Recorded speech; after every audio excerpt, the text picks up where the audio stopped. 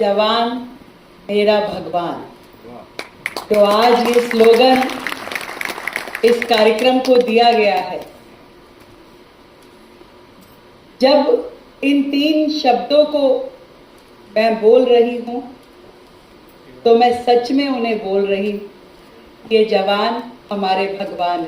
एक बार चाहूंगी जोरदार तालियों से हम सभी खुली आंखों से इस धरती पे, इस ऑडिटोरियम में जिन्हें देख पा रहे हैं, उन भगवानों को हम नमन करें। मेरे लिए आज का ये दिन और आज का ये उत्सव बहुत मायने रखता है। जीवन में पहली बार इस तरीके से रूबरू हूं आप लोगों से, जहां हमारी तीनों सेनाओं के सेना अध्यक्ष और आप सभी मेरे देश की रक्षा करने वाले सैनिक और सैनिकों को भी दिशा देने वाले आप सभी को मैं बहुत बहुत प्रणाम करती हूं। पहली बार एलजी साहब का नाम दूसरे नंबर पे ले रही। इससे पहले जितने कार्यक्रम होते हैं हमारे लिए वही सबसे आदरणीय होते हैं। तो क्षमा प्रार्थी हूं एलजी महोदय से, परंतु आपकी उपस्थिति इस कार्यक्रम में 4 चांद लगा रही है।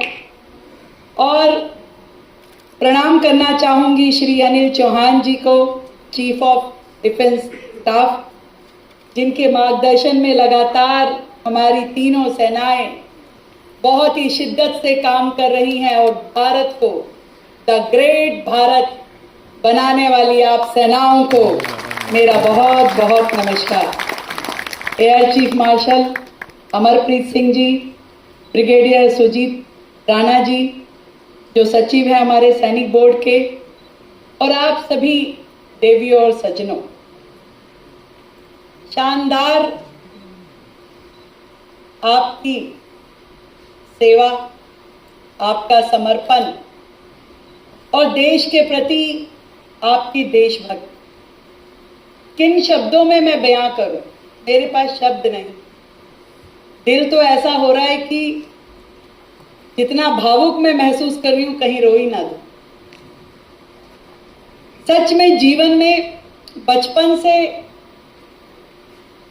अनेकों मूवी देख के, डॉक्यूमेंट्री देख के, न्यूज़ देख के, अखबार पढ़ के ये समझ पाने की कोशिश करते थे कि जिस जीवन को आप जीते हैं देश के लिए और उसे अपने मन से चुनते हैं, ये उससे भी बड़ी बात नहीं। तो एक परिवार के लिए, एक माँ के लिए, एक पत्नी के लिए, एक बेटी के लिए शायद ये बहुत मुश्किल हो कि अपने परिवार की व्यक्ति को सरहद पे भी, जीवन मरण की लड़ाई के लिए भी सच में बहुत मुश्किल है। उससे छूटा admiral Dinesh Tripathi ji, chief of navy, I am sorry, पर सच में मैं एक एक व्यक्ति जो यहाँ उपस्थित है उस सबकी उपस्थिति को नमन कर। और ये जो दिन है जब ऑपरेशन सिंदूर के सभी जवानों को हम नमन करने के लिए यहाँ उपस्थित हुए हैं, मुझे वो दिन याद है जिस दिन इस ऑपरेशन को किया जा रहा था, और वो दिन भी याद है जब ये दुर्घटना हुई, 22 अप्रैल की वो दिन। इसलिए मुझे और ज़्यादा स्मरण है कि उस दिन मेरी बेटी का जन्मदिन होता है और वो विदेश रहती है, कई सालों बाद दिल्ली आई। उस दिन उसने अपने जन्मदिन का एक गेट टुगेदर रखा था, पर जब ये दुर्घटना हुई तो मैं उस कार्यक्रम में भी जाने की मेरी हिम्मत नहीं। इतना बड़ा षड्यंत्र, इतनी बड़ी दुर्घटना, और या कहें कि इतना बड़ा आतंकी हमला हमारे सबके दिलों को हिला देने वाला था। परंतु जिस तरीके से हमारी सेनाओं ने उन आतंकियों को आड़े हाथों लिया, वो अपने आप में हम सब का सीना गर्व से चौड़ा करने वाला था, माथा गर्व से ऊंचा करना। और जब तक ये ऑपरेशन चला, हम तो एक राज्य की सरकार के नाते काम कर रहे थे। एलजी महोदय यहाँ हैं, हमारे चीफ सेक्रेटरी और बाकी भी ब्यूरोक्रेट हैं। एक एक क्षण हमारे लिए भी बहुत भारी था।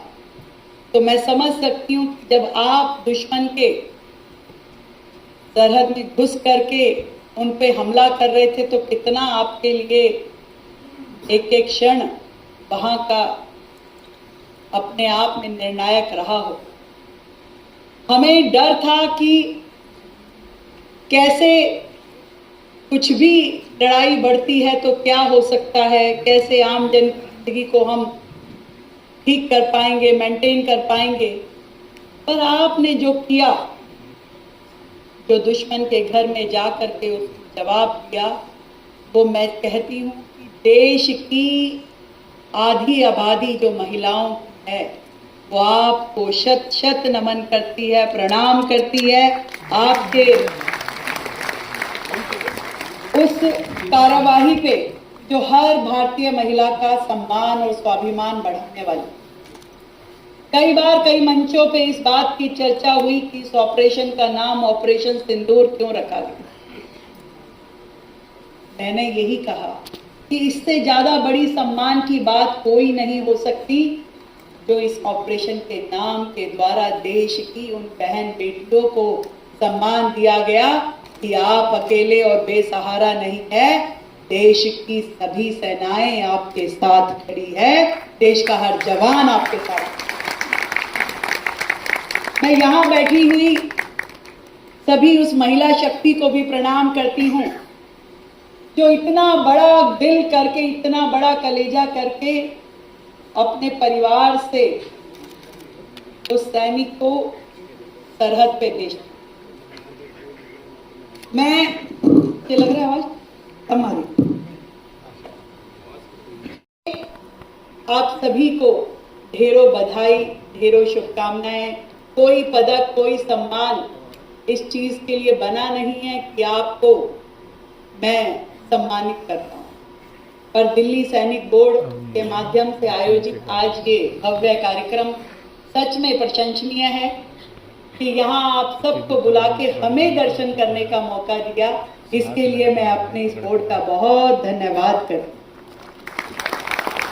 बहुत अच्छी हस्तियां जो सामाजिक भी हैं, और जैसे आप लोग फ्रंट पे लड़ाई लड़ रहे हैं, वैसे ही एक एक फ्रंट आप सबने भी पकड़ा है, जिसमें नाविका जी हैं, जय मदान जी हैं, हमारे ऑफिसर्स हैं, शंकर जी हैं।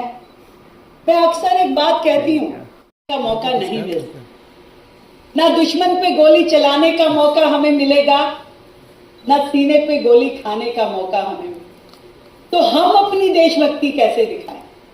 तो शायद हमारे लिए जो देशभक्ति दिखाने का माध्यम है वो है देश के लिए जीना, देश के लिए लड़ना, और उन सारी परिस्थितियों के बीच में खड़े होकर के देश के लिए जूझना। जो काम नाविका कर रही हैं, जो काम शंकर जी कर रहे हैं, कि आज अपने देशभक्ति के गीतों के माध्यम से जो भाव लोगों में जागृत होना चाहिए उसे जगाते। और शायद मैं भी, मेरे अधिकारी भी, हमारे उपराज्यपाल महोदय भी उसी देशभक्ति की भावना को अपने दिल में रखते, और वही दिल करता है कि सच में ईश्वर ने ये हम सबको मौका दिया है कि अपनी इस मातृभूमि के लिए कुछ कर पाए। मैं आप सभी को फिर से शुभकामनाएं देती हूँ। मेरी सरकार अपने सैनिक बोर्ड के लिए, अपने सैनिकों के लिए जितना कर सके उतना कम है, इसलिए चाहूंगी कि आप जरूर हमें ये बताएं कि हम अपने इस सैनिक संस्थान के लिए क्या कर सकते हैं। 2 लाइनें जरूर कहना चाहूंगी कि ऐ मेरी जमी ऐ मेरे वतन। तो ये गाना मैंने जो बोला था, उन्होंने लाइनें गलत लिखी, पर मेरे दिल के करीब है, इसलिए मैंने कहा था भी ये लाइनें लिख के दो, गाना वाना याद कम रहे। कि अफसोस नहीं कि तेरी मिट्टी में मिल जाऊं, तेरे जमी पे गुल बन के खिल जाऊं।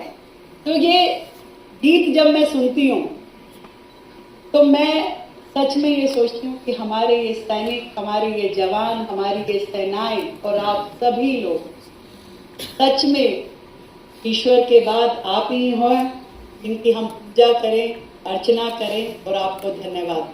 थैंक यू सो मच आप सभी को मेरी ओर से।